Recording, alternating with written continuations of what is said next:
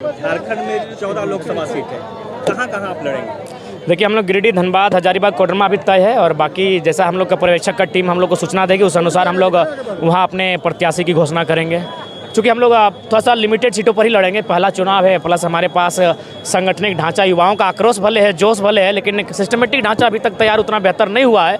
लेकिन फिर भी हमें उम्मीद है अपने जोश के सहारे और अपने आक्रोश के सहारे हम लोग कहीं ना कहीं बेहतर रिजल्ट में आएंगे और युवाओं के सहयोग और माताओं का आशीर्वाद और बुजुर्गों का सहयोग, तो हमें रिजल्ट बेहतर होगा। लेकिन फिलहाल हम लोग लिमिटेड सीटों पर ही लड़ेंगे। गिरिडीह लोकसभा कौन लड़ेंगे? गिरिडीह लोकसभा से उम्मीद है कि हमारा स्वयं ही हमारी दावेदारी प्रस्तुत की जाएगी गिरिडीह लोकसभा में और हम स्वयं गिरिडीह लोकसभा से लड़ते हुए नजर आएंगे। इसके अलावा कहाँ से? धनबाद से लड़ेंगे, हजारीबाग से लड़ेंगे, कोडरमा से लड़ेंगे।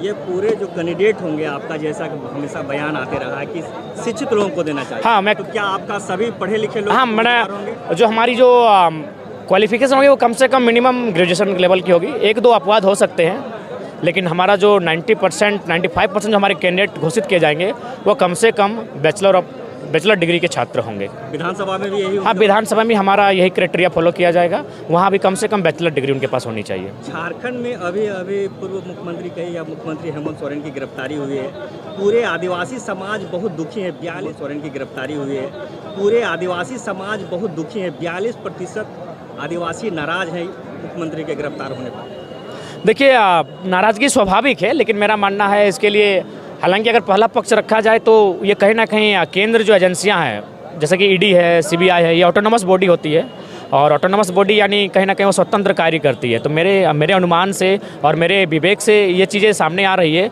कि भारतीय जनता पार्टी चाहती है कि वो 50 साल राज करे, इसलिए वो मैंने विपक्ष को ही समाप्त करना चाहती है, जो कि लोकतंत्र के हिसाब से उचित नहीं है। ठीक है, ईडी का सम्मान होना चाहिए, अगर कोई गलत है, दोषी है तो ईडी उनके पास जाए, लेकिन इसका मतलब ये नहीं कि आप बायस्ड होकर सिर्फ विपक्ष को ही खोज कर ईडी को भेजेंगे। आप अगर सच में ईडी को अगर लोकतांत्रिक मर्यादाओं का अनुपालन करके ईडी अगर काम कर रही है तो 2-4 बीजेपी के भी विधायक सांसद रडार में आने चाहिए, क्योंकि झारखंड में सबसे ज़्यादा टाइम पर बीजेपी की सरकार रही है।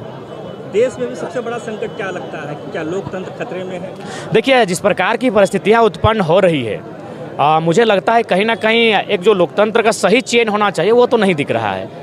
आप देखिए जो मुद्दे क्या हैं, आज देखिए राष्ट्रपति मैडम बिल्कुल उनके कद को बोना करके रख दिया गया है। हालांकि मुझे ये कहना नहीं चाहिए, मैं क्षमा चाहूँगा, लेकिन मुझे अपने विवेक के अनुसार ये कहना पड़ रहा है कि राष्ट्रपति की गरिमा होती है। हम लोग बचपन से पढ़े the first citizen of India, मैंने भारत देश के प्रथम नागरिक होते हैं और उनको किसी कार्यक्रम में बस इसलिए नहीं बुलाया जाता है क्योंकि वहाँ प्रधानमंत्री का कद छोटा ना पड़ जाए, क्योंकि ये रूल है कि अगर राष्ट्रपति उस कार्यक्रम में गेस्ट बन के जाएंगे तो प्रधानमंत्री को उनका स्वागत करना होगा खड़ा होकर और प्रोटोकॉल के तहत। तो कहीं ना कहीं ये चीज़ें तो दिखने को आ रही है कि अब राष्ट्रपति केवल मतलब सहयोगी बन के रह गए, जबकि राष्ट्रपति एक स्वतंत्र, उनसे संवैधानिक दृष्टिकोण से भारत का संवैधानिक प्रधान होते हैं। भारत का कॉन्स्टिट्यूशन कहता है कि देश का कोई धर्म नहीं होगा, लेकिन अभी राजनीति। हाँ बिल्कुल, वो भारत का प्रियम्बल में भी लिखा है कि इंडिया इज ए सेकुलर, वो धर्मनिरपेक्षता की बात करता है और भारत का संविधान 25 भी कहता है कि अगर किसी धर्म को आप मानते हैं तो अंतःकरण से यानी अपने भीतर से मानिए।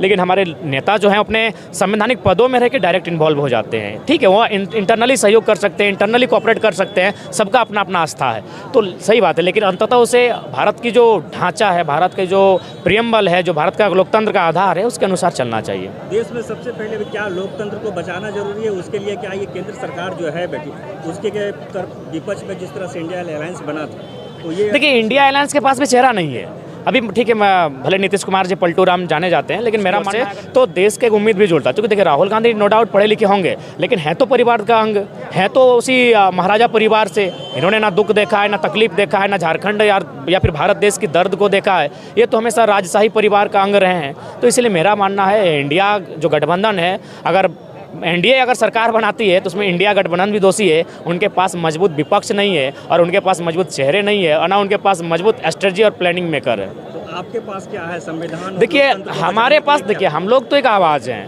क्योंकि हम लोग जिस लड़ाई को लड़ रही है स्थानीयता की लड़ाई है, राज्य की लड़ाई है।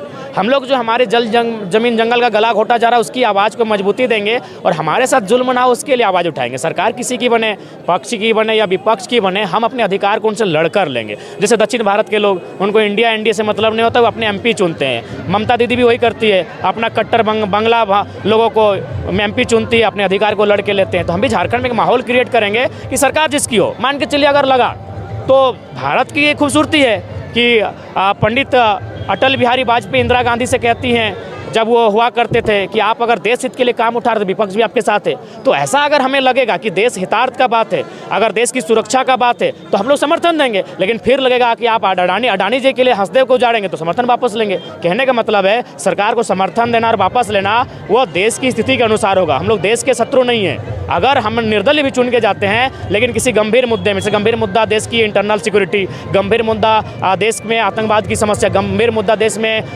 देश का जो इकोनॉमिक बेस, अगर उन सब मुद्दों पर अगर लगे कि हमें समर्थन देना चाहिए तो उस बिल के लिए हम लोग समर्थन देंगे। तो हम लोग बायस्ड होकर नहीं, हम लोग राज्य में बदलाव लाने के लिए और देश के हितार्थ के लिए हम लोग सदन में जाएंगे। अगर लगेगा कि नहीं सरकार गलत कर रही है, हंसदेव जैसे जंगल को उजाड़ रही है, हम समर्थन वापस ले लेंगे। चाहे कोई है, हम ये नहीं कह रहे कि कोई गठबंधन हो, कोई भी सरकार अगर बन के वहाँ जाती है और अगर हम लोग निर्दलीय भी चुन के जाते हैं तो हम लोग अपने रायशुमारी के अनुसार समर्थन देने का और समर्थन वापस लेने का कार्य करेंगे।